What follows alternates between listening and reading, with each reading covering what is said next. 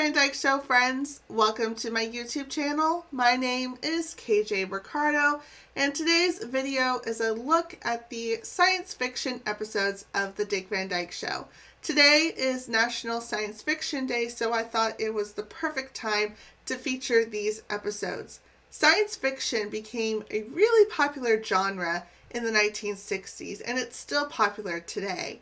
People were fascinated by the unknown, what's out there in space, science, all these questions. People were really intrigued by this, and it was included in pop culture. So this includes books like Kurt Vonnegut's Slaughterhouse-Five, Ursula K. Le Guin's The Left Hand of Darkness, and many other books by the author, as well as Madeleine L'Engle's A Wrinkle in Time, Frank Herbert's Dune, and it was also in TV shows like Star Trek the original series, Lost in Space, as well as The Twilight Zone. There were also some really popular science fiction movies, including 2001, A Space Odyssey, as well as Planet of the Apes, and many others. People were really fascinated by science fiction, and they're still intrigued today. This was also included in 2 episodes of The Dick Van Dyke Show. The first episode is It May Look Like a Walnut, and this is one of the most famous episodes of The Dick Van Dyke Show. The episode begins with Rob and Laura watching a science fiction movie on television. It stars Danny Thomas, and Rob and Laura both have dreams where they're in this world. Everyone eats walnuts. They start losing their thumbs. They have 2 eyes in the back of their head. There's the guest star Danny Thomas, who is also a producer of the Dick Van Dyke Show. This is a very well done science fiction episode of the 1960s. It was clearly inspired by the science fiction phenomenon of the decade. And I think this episode did a great job staying true to that genre. So I put together a compilation of this classic episode, so enjoy. She opened it up and there was no nut in there. There was just a thing about like the size of a grape. All that crazy music for a grape? Well, it wasn't really a grape, honey. It was a strange looking object and it gave off a glow. You know what it was? I'd rather not know. It was a particle of absorbitron, a chemical element from the planet Twilo. You see, this Kolak was an emissary from the planet Twilo. Rob, I would rather not know anything about the planet Twilo or Kolak. I think the whole thing is silly. Silly? You just didn't see it. This was done beautifully. You see, the planet Twilo sent this emissary Kolak down to Earth to get us to stop fooling around up in space. And he tried to get in the UN building, and they threw him out. Well, you know what he looked like? No, I don't want to know. Well, what did he look like? Oh! Real scary, and he spoke with an English accent, and he looked like Danny Thomas. All Twiloites have 2 in the front and 2 in the back. And this Kolak kept the ones in back hidden by letting his hair grow over him. Whenever he wanted to peek out of them, he'd scratch his head like that. Hello there! They not only get an extra set of eyes, but they lose their imagination and their thumbs. Why? Because without thumbs and without our imagination, we Earth people couldn't possibly build the things that threaten the existence of Twilo. Oh, I'd hate to run into one of those. Only eat walnuts. Oh. Yeah, and besides that, they don't breathe any air. All they breathe is water. And this Kolak would start suffocating about twice a day. Ugh, water. Stop it.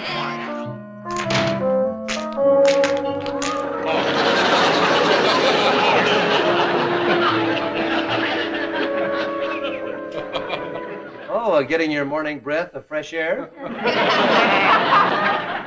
Naturally. Okay. You win. Here are your walnuts back. My walnut? Yeah, the ones you strewed all over the living room floor. Now, why would I do that? Because I teased you last night? Oh, Rob, you know I don't do silly things like that. Well, if you didn't do it, then who did? Well, maybe it was Kolak or one of his friends from the planet Twilo. Hey, Daddy!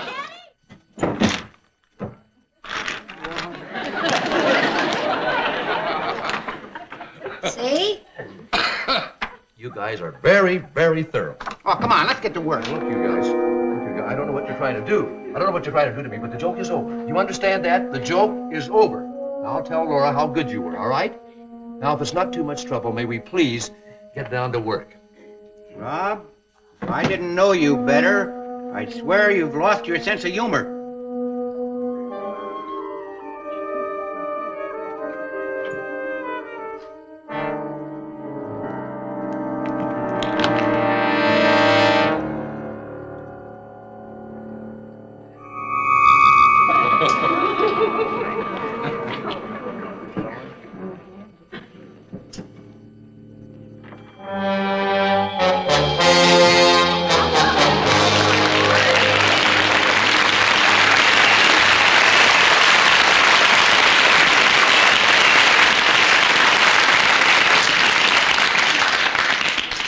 I beg pardon. Could you tell me where I might find Robert Petrie? Who are you? Who do you think I am? Danny Thomas? What is a Danny Thomas? Then who are you? Guess.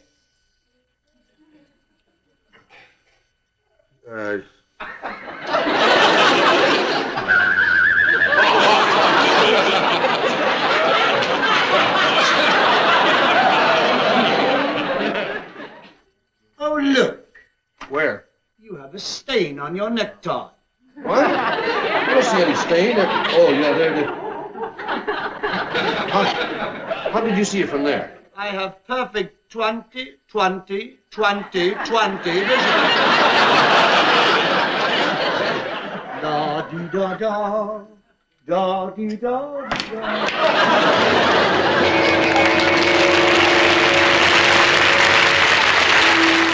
Laura? What? Did your arm go off yet? Laura? Laura, where are you? Laura? No.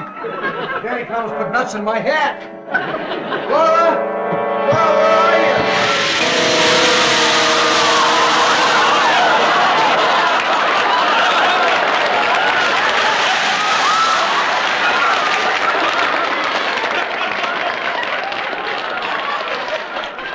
Laura! You're a Twilight. Robert, do you know you have a stain on your tie? You're a Kolak. How did you know? I do wish you wouldn't point. It's so impolite. Laura! My name is not Laura. It's Lolac. Lolac of Twilo. I see you. Wake up! I gotta wake up!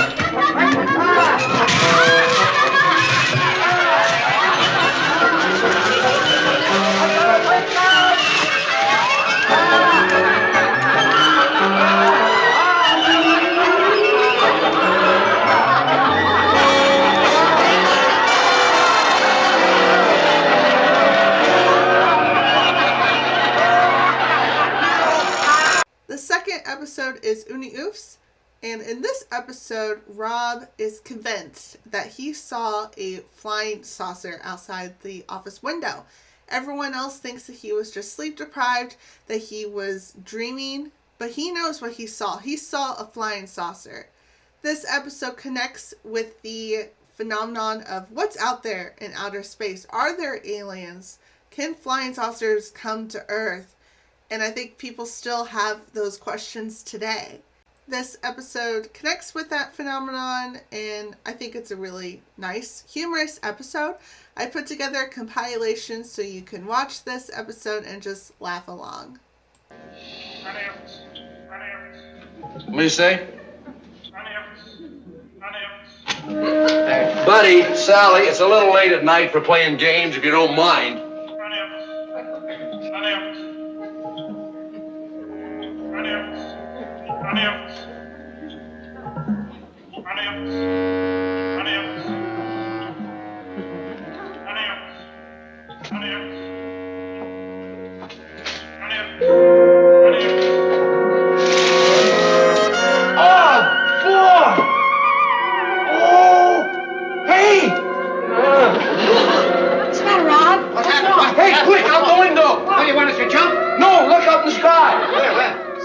Like so? Is that all you can say? It's gone.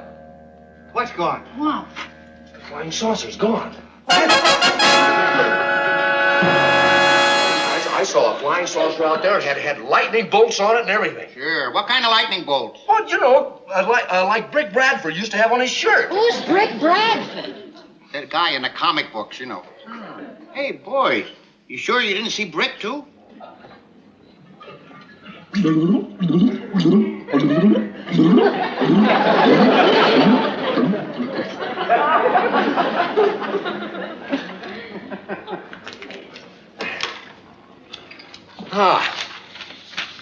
kind of lonely in here at that. Kind of like being the last living cell in a dead... Why did I think of that?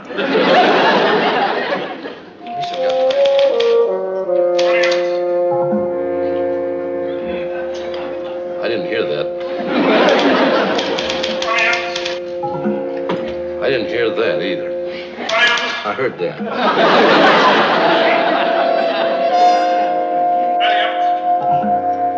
Okay, now I'm wide awake. I'm not asleep. I'm too wide awake.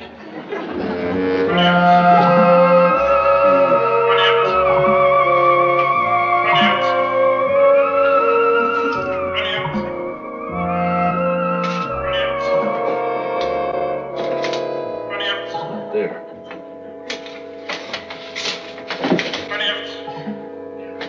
Man, it's not there. Might think I'm signaling. Don't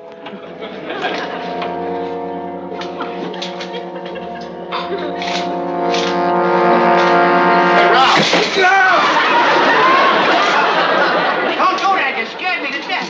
What are you sneaking around in here for? I always sneak around in empty buildings. You think I want somebody to hear me? Did you hear it? Yeah. I wonder where it's coming from. I don't know.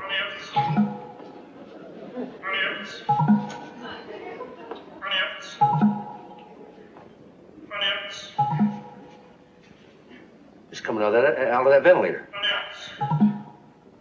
It's got to be a dream. How could a flying saucer get in a ventilator? I heard it, too.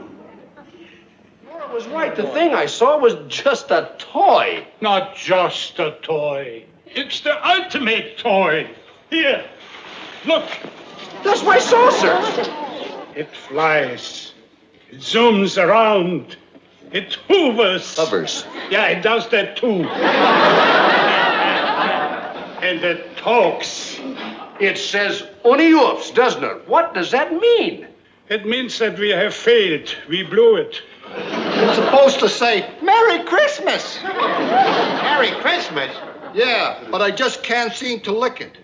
Some toy.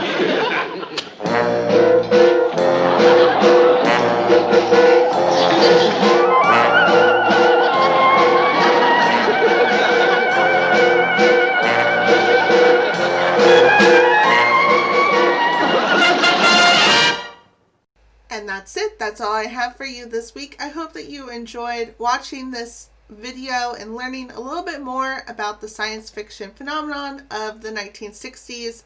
People are still really interested in sci-fi today. There are so many science fiction novels, TV shows, movies. People are really curious about the unknown. And I think that these two episodes of the Dick Van Dyke Show did a really great job of playing with the science fiction phenomenon, the pop culture. Clearly they were inspired by the genre of the 1960s, and I think they're really nice episodes. So I hope that you enjoyed watching this video. Let me know what you liked best, and I would be happy to read that. Thanks for watching, and I'll see you guys next time with another video. And remember to always laugh often.